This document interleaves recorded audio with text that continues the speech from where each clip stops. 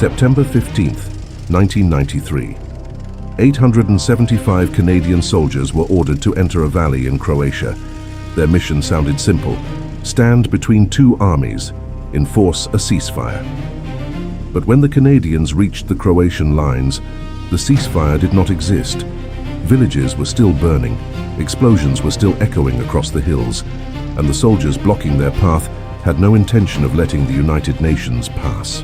At that moment, Lieutenant Colonel James Calvin faced a decision few peacekeeping commanders had ever made: withdraw and watch the destruction continue, or fight.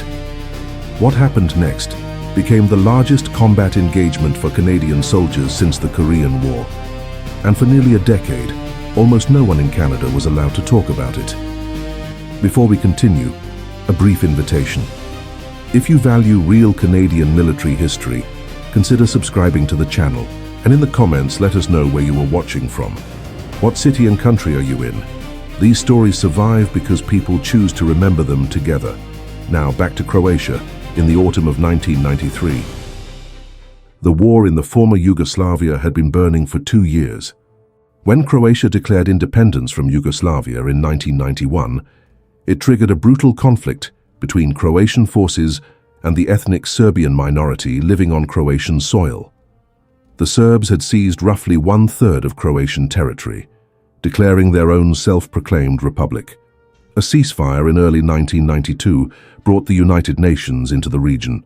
The United Nations Protection Force, deployed in 4 sectors across the former Yugoslav republics, was charged with monitoring the truce and protecting designated safe areas. The mandate was built on an optimistic assumption that all parties to the conflict would consent to peace. That assumption would prove catastrophically wrong again and again. The Medak Pocket was a small Serbian-held salient of high ground in the Lika region of south-central Croatia, immediately south of the Croatian city of Gospić. The pocket was approximately 4 to 5 kilometers wide and 5 to 6 kilometers long. It encompassed the villages of Divoselo, Čitluk, and part of Positelj, along with scattered hamlets. About 400 Serbian civilians lived in the area.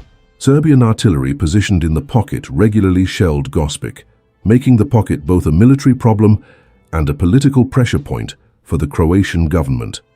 In March 1993, the Second Battalion of the Princess Patricia's Canadian Light Infantry arrived in Croatia as Canada's contribution to the United Nations mission.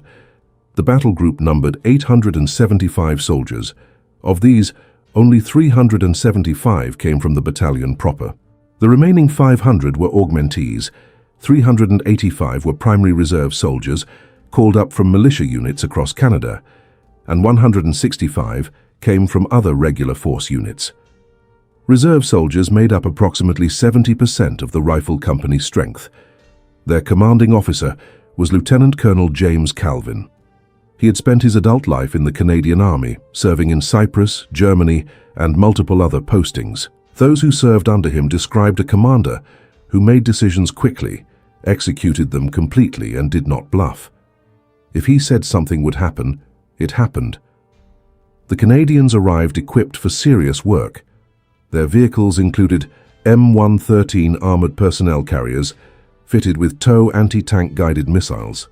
Their weapons included M2 heavy machine guns in .50 caliber, Carl Gustav 84mm anti-armor weapons, and 81mm mortars. French General Jean Cot, the commander of the United Nations Protection Force, had specifically assigned the Canadians to the volatile Sector South because he considered them among the best trained troops in the entire mission. His confidence would be tested sooner than anyone anticipated. Croatian military planners had been studying the Medak Pocket for months. On September 9, 1993, they launched their offensive. Approximately 2,500 troops from the Croatian Army's Gospić operational zone swept into the pocket from multiple directions. The 9th Guards Motorized Brigade, commanded by Colonel Mirko Norak, attacked from the north. Special police commandos of the Croatian Ministry of the Interior descended from Velebit Mountain to the south. Overall command of the Gospić operational zone was held by Brigadier Rahim Ademi, acting in the role of zone commander. The two attacking forces linked up by early afternoon, surrounding whatever Serbian defenders and civilians remained. For 6 days, Croatian forces moved through the pocket. Serbian defensive positions were overrun. The shelling of the Croatian city of Gospić from within the pocket had provided a legitimate military rationale for the offensive, but what unfolded behind the advancing front lines went far beyond any military objective. Buildings were systematically set on fire. Livestock was shot and left to rot. Wells were poisoned or packed with debris. The destruction was methodical, thorough, and deliberate. Its purpose was not conquest. It was erasure. The United Nations responded through diplomatic channels. Negotiations were held. Statements were issued. On September 13, international pressure produced the Medak Pocket Agreement. Croatian forces would withdraw to their positions before the September 9th offensive. United Nations forces would enter the pocket and establish a demilitarized buffer zone between the Serbian and Croatian sides. The formal ceasefire was scheduled to take effect at noon on September 15. The Canadians were given the most dangerous assignment: advance into territory the Croatian army had just conquered, position themselves between the two sides, and physically enforce the withdrawal. Accompanying them were 2 mechanized infantry companies from the French army. Calvin understood exactly what the Croatians were still doing inside the pocket. Canadian observation posts had been reporting smoke and explosions from the villages since the battle began.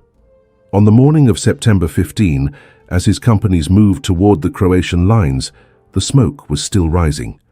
The sounds of small arms fire and large explosions continued from within Croatian-held ground. The ceasefire existed on paper. On the ground, the destruction was ongoing. The advance initially proceeded. At early Croatian checkpoints, soldiers waved the Canadians forward. Then the resistance stiffened. That afternoon, on the main road leading into the pocket, Croatian forces opened fire on Canadian positions. The rounds were initially intended as warning shots, automatic fire directed over the heads of Canadian soldiers.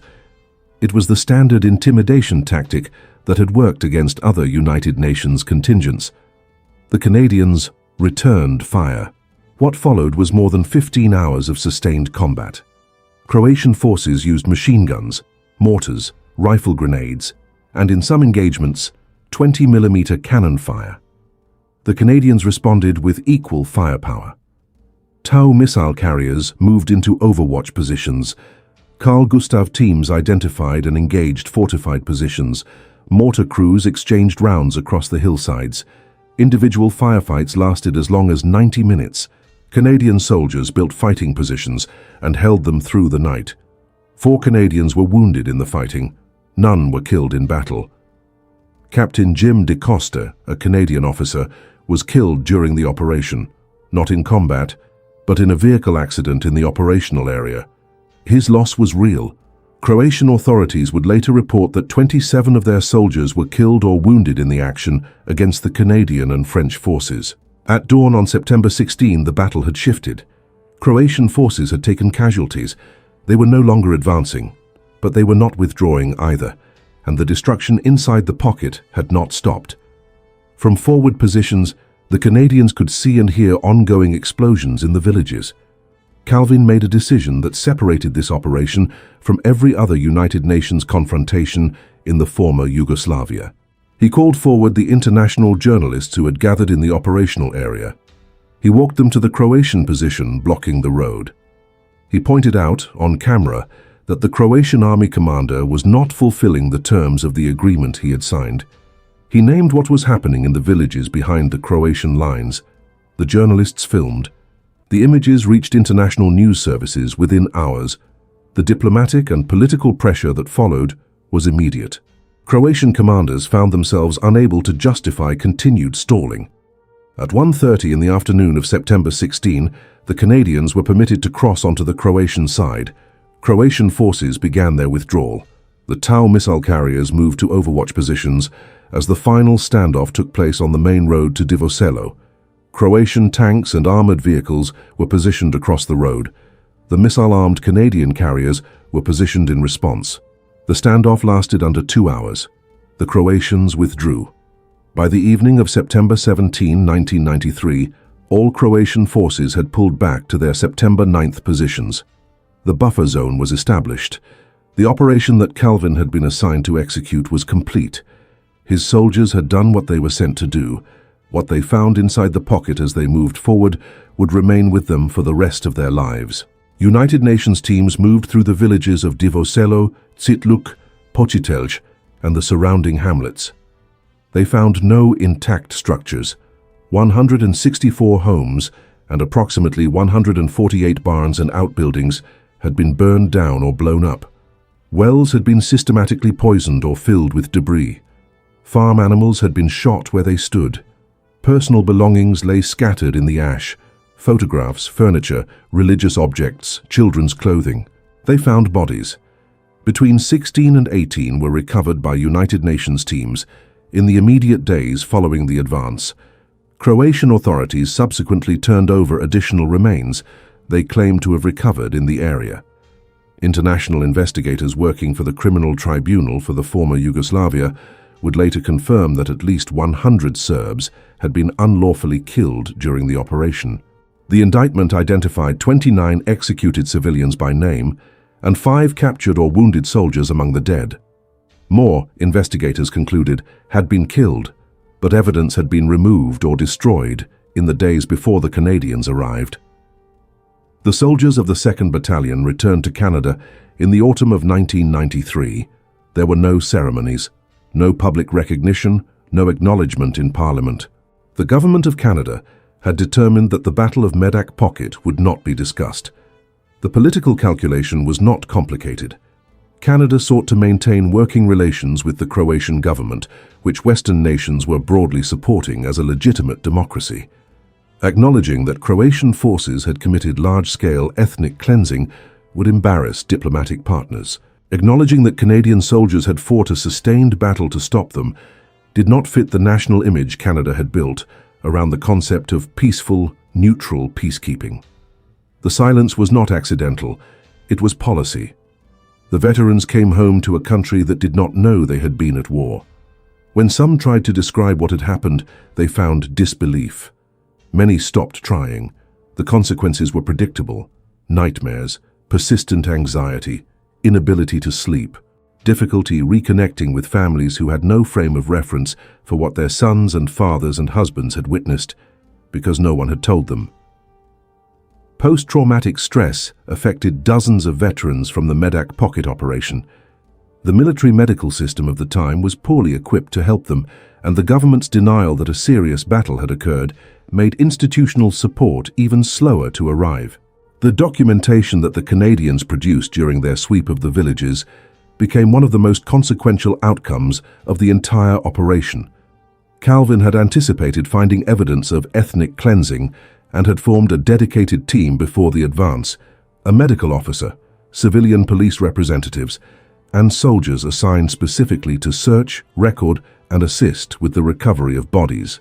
The systematic evidence they gathered, photographs, written records, witness accounts from the survivors found alive in the pocket, became foundational material for the International Criminal Tribunal for the former Yugoslavia. That tribunal's investigators would later build on the Canadian documentation in building cases against Croatian military leaders. In 2002, journalists and veterans finally broke through the institutional silence. The reporting that followed forced the government to act. Governor-General Adrian Clarkson formally presented the Commander-in-Chief Unit Commendation to the Second Battalion of the Princess Patricia's Canadian Light Infantry. At the ceremony, she acknowledged directly that the country had failed these soldiers. Their actions had been nothing less than heroic, and Canada had not recognized them when it mattered. It was the first time the Commander-in-Chief Unit Commendation had ever been awarded to a Canadian unit. The Second Battalion also received the United Nations Force Commander's Commendation, one of only 3 such awards in the entire history of the United Nations Protection Force mission. 9 years had passed since the battle. The criminal proceedings connected to the Medak Pocket operation took even longer. Colonel Mirko Norak, who had commanded the 9th Guards Motorized Brigade during the offensive, and Brigadier Rahima Demi, who had served as acting commander of the Gospic operational zone, had originally been indicted by the International Criminal Tribunal. In 2005, their case was transferred to the Croatian judiciary. the first such referral in the tribunal's history. The trial at the Zagreb County Court began in June 2007 and concluded on May 30, 2008. Ademi was acquitted. Norak was found guilty of failing to prevent and punish war crimes against Serbian civilians and prisoners of war and was sentenced to 7 years in prison. On appeal in November 2009, the Croatian Supreme Court confirmed the acquittal of Ademi and reduced Norak's sentence to 6 years. For the survivors of the Medak Pocket, for the families of those who were killed, and for the Canadian soldiers who documented the atrocities, this outcome represented justice incomplete. The Battle of Medak Pocket did not occur in isolation. The months surrounding it represent one of the darkest chapters in the history of international peacekeeping. In October of the same year, 18 American soldiers were killed in Mogadishu, Somalia. The political shock forced a near-total withdrawal of American forces from that country. Less than a year later, in Rwanda, Canadian General Romeo Dallaire commanded a United Nations mission that watched as 800,000 people were murdered in 100 days. His repeated requests for authorization to use force were denied in New York. In July 1995, Dutch United Nations soldiers at Srebrenica surrendered their positions without resistance. The Serbian forces that followed killed approximately 8,000 men and boys, the worst massacre in Europe since the Second World War. In each of these cases, peacekeeping forces chose not to fight. The Canadians at Medak Pocket had shown that another choice was possible. Because their story was classified and suppressed, the lesson was not transmitted where it might have mattered most. The operation also produced a lasting, concrete contribution to international justice. The documentation protocol developed by the Canadians during their sweep of the villages set a new standard for United Nations forces operating in conflict zones. The evidence gathered in those 5 days became one of the best documented cases of ethnic cleansing in the entire Yugoslav war. It informed the work of the International Criminal Tribunal and contributed directly to accountability proceedings that extended into the following decade. The soldiers of the Second Battalion are now in their 50s and 60s. Some remained in the Canadian Armed Forces and advanced through the ranks. Others returned to civilian life, some with lasting difficulty. The government's silence in the years following the battle meant that many who needed help did not receive it in time. The recognition that eventually came in 2002 was genuine, but it came 9 years late, and for some veterans it came after years of carrying wounds without acknowledgement. What Calvin and his soldiers chose to do in September of 1993 was not complicated in principle. They were sent to enforce a ceasefire. When that ceasefire was broken by force, they responded with force. When diplomatic channels were available, they used them. When evidence of crimes was found, they documented it with precision. They did not exceed their mandate. They fulfilled it completely, in a theater where every other United Nations force in recent memory had found reasons not to. Croatian forces assumed the blue helmets would stand aside. That assumption had defined every other United Nations confrontation in the region. At Medak Pocket, it was proven wrong. 32 years later, the documentary record is clear. When given the choice between watching and acting, the Canadians acted.